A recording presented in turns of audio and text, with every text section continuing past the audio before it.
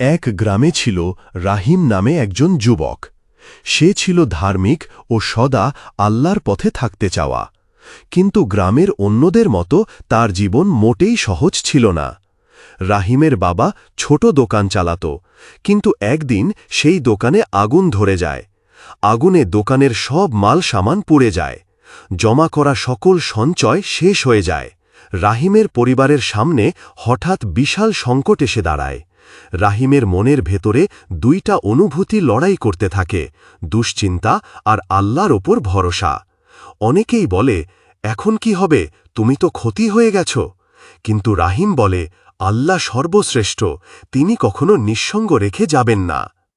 রাহিম প্রতিদিন আল্লাহর কাছে দোয়া করতে থাকে, কঠোর পরিশ্রম চালায় এবং ধৈর্য ধরে নতুন করে জীবিকা অর্জনের চেষ্টা করে। অনেক কষ্টের পরও সে হাল না ছেড়ে দৃঢ় বিশ্বাস রাখে। একদিন গ্রামের পাশেই একটি বড় নির্মাণ কাজ শুরু হয়।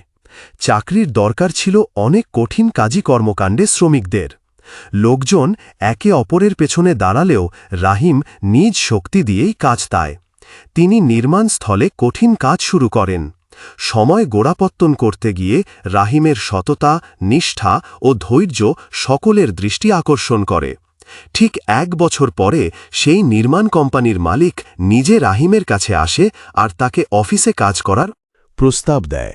আর সেই পদটি ছিল প্রজেক্ট সুপারভাইজার, অর্থাৎ বড় দায়িত্ব ও ভালো বেতন। রাহিমের জীবনে পরিবর্তন আসে, আর তার পরিবার আর কখনো কষ্টে থাকে না। গ্রামে সবাই রাহিমকে দেখে শেখে, ধৈর্য, বিশ্বাস ও পরিশ্রম যদি আল্লাহর উপর ভরসার সাথে থাকে, তাহলে আল্লাহ জীবনে আলোর পথ তুলে দেন। শেষে রাহিম বলেছিল, আমি শুধু চেষ্টা করেছি, বাকিটা আমি আল্লাহর ওপর ছেড়ে দিয়েছি। তিনি ঠিক সময়ে সাহায্যই করেছেন।